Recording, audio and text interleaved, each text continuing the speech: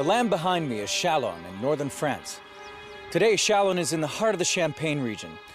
But 1600 years ago, in 451 AD, it was the scene of one of the biggest and bloodiest battles in ancient history. I'm Matthew Settle. Nearly 500,000 men fought here as the Roman general Aetius tried to halt the advance of Attila the Hun and his terrifying barbarian hordes. Now, with new video game technology, you're about to see this great battle as never before.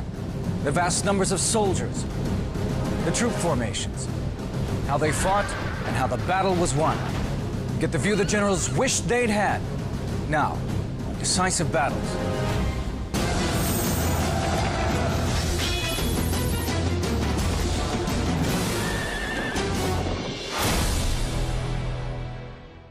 In 451 AD, the Roman Empire was in tatters. The glory days of Augustus, a distant memory. Back then, the Roman Empire had stretched from the Mediterranean Sea and far beyond into Europe, Asia, and Africa. By 451 AD, Rome was no longer the center of government, and the empire was split in two. The Eastern Empire, based in Constantinople, was wealthy and well-maintained, but the Western Empire was overrun by barbarian tribes. The Roman Empire was neither Roman nor it was an empire. It had been dissected between East and West. It was not in control of its borders. They would have been progressively hard-pressed to see a oneness in the empire that was about them. It was made up of armies, it was made up of governors, it was made up of garrisons and towns. It had become a fragmented world. From Ravenna in northern Italy, Valentinian III ruled over the remnants of the Western Empire. He claimed to rule Spain, Gaul, and Italy. In reality, these countries were controlled by local leaders and barbarian settlers. Gaul, or modern-day France, was ruled by the Visigoths. Italy by the Vandals. What's more, Valentinian's general and chief advisor, Flavius Aetius, was half barbarian. He was obviously a very capable commander with considerable experience. He was clearly a very considerable politician. He had occupied the top spot for quite some years. He had an Italian mother, but was raised among the Visigoths, and had even spent a year with the Huns. He knew Hunnic ways. He grew up in a silk tent. He learned to ride a horse, probably with the Huns. He's often called the last of the real Romans, the last of the noble Romans, or the noble Roman, inasmuch as for 30 years he seems to have been very active on the northwest frontier of Rome in a series of holding actions, trying to keep out Franks, trying to keep out Goths from getting into the unprotected and bountiful areas of central Italy and Spain. The Western Empire was now little more than an enticing target for the barbarian tribes. And in 451 AD, there was one barbarian leader who stood out from all of the others, Attila the Hun. Attila, or Attila, is represented as the super barbarian. He was slightly graying, he was bent over, he was very muscular, probably entering middle age, squat, dark, swarthy person. The Huns were horsemen from the steppes of Asia. Many of the Germanic tribes were Christians of some shape or form. The Huns were not. And, of course, Attila was described as being, quote, the scourge of God. Everyone feared the Huns, and with good reason. In a lightning raid through the Eastern Empire, they left behind a trail of destruction. St. Jerome wrote, "They filled the whole earth with slaughter and panic, and they took pity neither upon religion nor rank, nor race nor age, nor wailing childhood." By 450 AD, Attila was looking for his next target. The rich Eastern Empire was paying him an annual tribute of 2,100 pounds in gold to stay away. But the Huns couldn't live by plunder alone. They were nomads who needed to be on the move. Their very existence was predicated on constant motion. They had to find always new sources of plunder, always new sources of fodder, and to stay in one place would mean that they would literally eat themselves out of their locale within a matter of weeks. So Attila turned his attention to the west, which was now ruled by rival barbarian tribes. Most of Gaul was ruled by the Visigoth leader Theodoric. Gaiseric, ruler of the Vandals, controlled most of Italy. The two men hated each other. Things came to a head when Gaiseric's son, who was married to Theodoric's daughter, cut her nose and ears off during an argument. Gaiseric saw a chance to destroy his rival. He encouraged Attila the Hun to invade Gaul and overthrow Theodoric. It was the opportunity Attila had been waiting for, the opportunity to divide and conquer. Attila thought that it offered a pretty good cost-benefit ratio. You could plunder it pretty easily, and the chances that you'd be killed or captured or punished were not very great. The Roman general Aetius saw the writing on the wall. He knew the Huns well from having spent time living among them. He'd even been on friendly terms with Attila.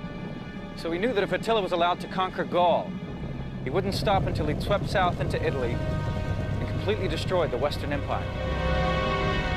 Aetius knew that he would have to join forces with Theodoric's army to save the West.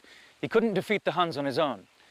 Though Theodoric was no friend of the Romans, he reluctantly agreed to fight alongside of them. To Attila, the opportunity to invade Gaul was irresistible. It was isolated and rich. In 451, he crossed the Rhine with a huge army. Terrified chroniclers claimed he had more than 500,000 men under his command. The core of the Hunnic army was surely the Huns themselves.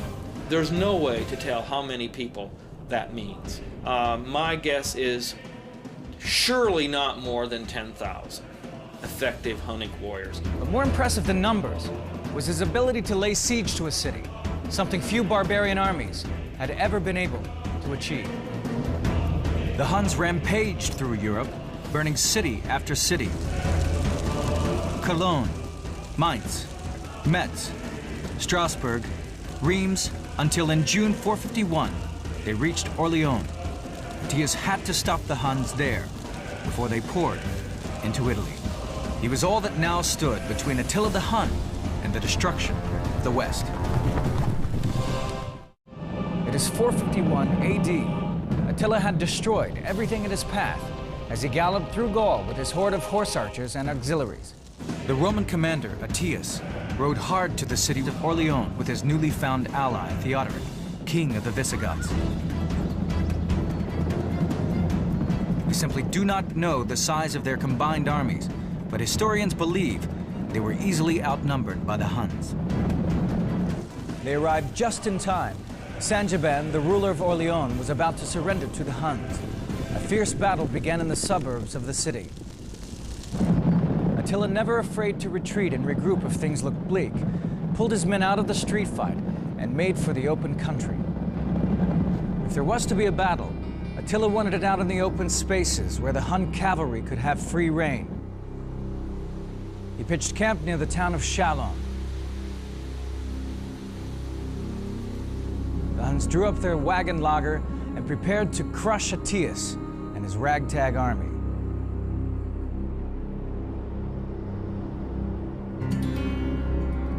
Attila made no attempt to fight until mid-afternoon. Instead, he stayed inside his wagon circle.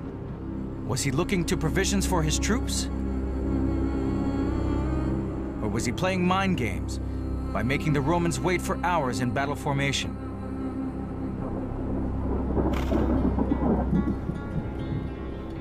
When he finally did march, most of the daylight had gone. But the Romans had no difficulty in seeing the huge army which formed up behind him. Attila's plan of attack was pretty simple, and that was to put the Huns themselves in the middle of the battle line and head as quickly and as directly across the field of battle and then tear apart the center of the enemy army. Attila placed himself in the center of the line of battle with his own Huns.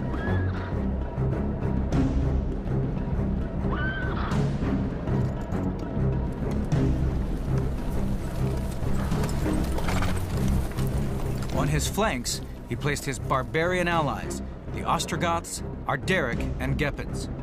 These would have been more standard cavalry, armed with spears and swords, and relying on mobility and momentum to inflict damage. On the other side of the battlefield, Aetius placed his Romans on the left flank. He ordered Theodoric and his Visigoths to line up on the right flank.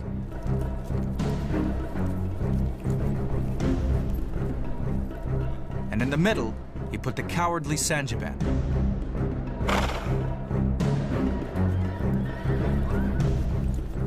It came as no surprise when Attila prepared to strike at the weakest point of the Roman line.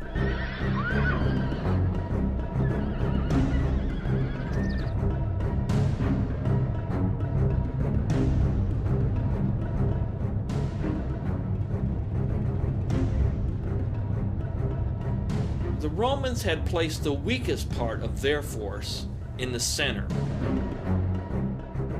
A person who was a commander of a group of barbarians who had just in the past few weeks been negotiating with Attila to surrender. The Romans placed that force in the middle so that they couldn't get away and couldn't run away. That's precisely where it turned out Attila's force struck. Attila's strength hit Roman weakness.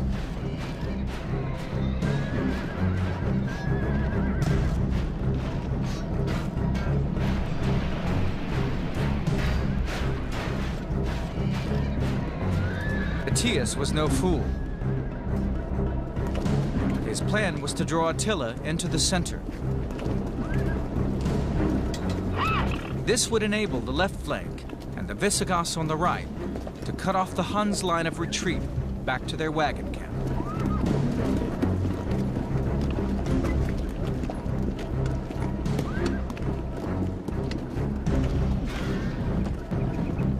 It was a ruthless plan.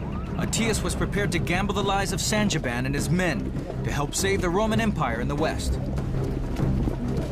Attila ordered a mass cavalry charge straight at the Roman line. The Battle of Chalons was engaged. The Huns smashed into Sangiban's troops, smack in the center of the line. Sangiban fell back, and the Huns pushed forward in pursuit.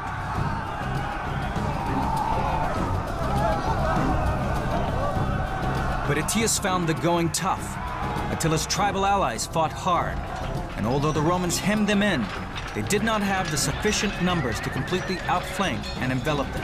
His idea was that if his Visigothic allies on the right and Romans and Franks on the left could sandwich in Attila, then he could enfold them on the flanks and do some type of canine encirclement. The Visigoths had been held up by fierce resistance on the right flank. The battle was incredible in its ferocity.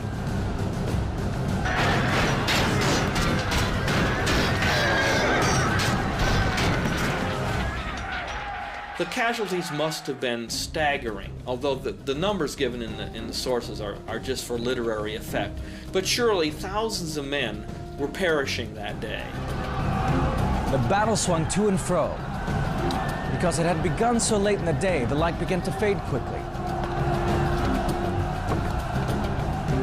If the Huns were able to fall back to their wagons, it would be very difficult for the Romans to attack a fortified position in the dark. It was late in the afternoon, and it was getting dark. They fought until they couldn't see each other, and then the battle continued into the darkness. It was one of these battles without end.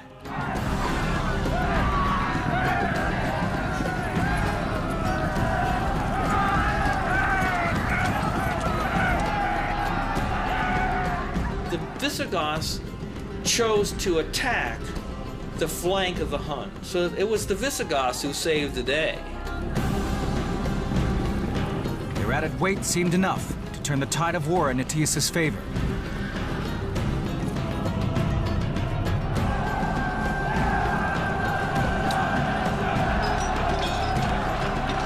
For now, Attila was being pressed on both flanks, and his Hun warriors were being closed down and denied the space they needed to fight effectively. Then, just as the tide of battle was swinging Rome's way, tragedy struck.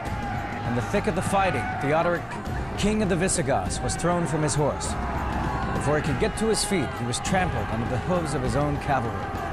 Aetius was in a perilous position. He had lost his key ally. The Visigoths continued to fight without their king. Could he fight on in the dark? It is 451 AD, and the Roman general Aetius is fighting to save Western civilization from the barbarian menace of Attila the Hun. But his key ally, Theodoric the Visigoth, has just been killed. Theodoric's son, Thorismund, now took command of the Visigoths. Luckily for Aetius, the loss of their king drove them on to avenge his death. Their horsemen plowed into the ranks of the Hun army, and suddenly it was Attila who was feeling the pressure. The Huns suffered huge casualties. With the Visigoths in full cry, the Romans found themselves with the upper hand. The only trouble was, there was no time to exploit this advantage. The sun had set, there was no more light, and chaos reigned on the battlefield of Chalons. In the darkness, forces became detached. Aetius himself, much as Stonewall Jackson, got detached from his forces and was all but lost, and then found his troops. In the darkness, Thorismund mistook the Huns for his own troops and came close to being killed or captured. The Visigoths were lucky not to lose two kings in one day. Night battles are ferocious, and the thing is, you need to disengage because you can't control the situation. Attila was able to escape to his wagon camp. The darkness had saved his army from annihilation. He had two choices: inspire his troops for another day's fierce combat, or retreat and live to fight another day.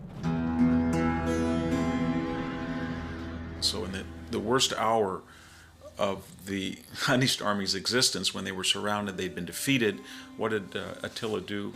He deliberately screamed, yelled, he showed his masculinity, his fearlessness, and then he actually created a funeral pyre and threatened to immolate himself. So little did he value his own life, and so much did he value the reputation that he would die undefeated. Neither of these two great commanders, they didn't know what the casualties were that they had inflicted. They knew, however, that their own troops were terribly bloodied. These two armies had exhausted themselves. Aetius probably got little sleep. He was left with a real dilemma. On the one hand, he had the opportunity to crush Attila once and for all. On the other, he had to consider the future security of the empire. The Visigoths had only supported him because of Attila's invasion. The Vandals were also unreliable. These tribes only stayed in line because of a Hun menace. Remove that and warfare could break out all over the West. There was the perception that maybe the destruction of the Hunnic army might embolden other tribes that are now our allies, but after the battle will be our enemies. And back at Ravenna, the governing center of the empire, the Emperor Valentinian was worried that Aetius was now the most powerful man in the West. To the people, he was the heir to the Roman generals of old. Already they were calling him the last of the Romans. The next morning, it's essentially a stalemate. The Huns are in possession of their lager, and the Romans are in possession of the battlefield, which meant that the Romans won. But the Huns were still there. The ancient sources tell us that Aetius only reached his decision on the following morning, when two things happened. First, the body of Theodoric was recovered, and his son Thorismund was proclaimed to be the new king of the Visigoths. Second, it was obvious that Attila was trying to pull out rather than prepare for another battle. Attila withdrew the next day because he realized that his army was in no condition. Once dawn rose and they saw that horrific carnage on the battlefield and tens of thousands of people had been killed, he realized he was in no position to press home the attack. Aetius knew his own personal standing was high. He had just beaten Attila the Hun, the scourge of Europe. But could he trust the Visigoths now that they had a new king? And what about Gaiseric the Vandal? The Hun invasion had been his idea. Aetius had done enough. Attila was in retreat. The West was safe. He decided to take his close-fought victory and attempt to strengthen the Roman position. I think that what the battle did was it brought people together. It brought the military and political forces of the empire in the West together one last time. The mauling that Aetius gave Attila at Chalons was to prove the deciding factor. True to form, the Huns launched another lightning campaign against the Romans the following year. They swept down into Italy, utterly destroying the land as they went. But a Roman counter-strike against Attila's own land across the Danube was enough to make Attila agree to a peace. He just didn't have the men to protect his borders any longer. Aetius had killed too many of them at Chalons.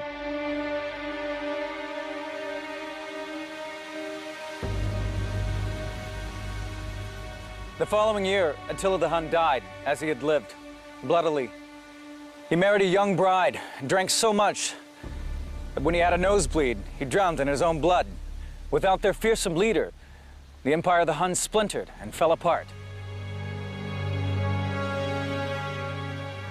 And as for Aetius, his story ends badly as well. A few years after Chalons, he tried to marry Eudoxia, the daughter of Valentinian. In a jealous rage, Valentinian stabbed him to death. The last of the Romans was killed by his own emperor.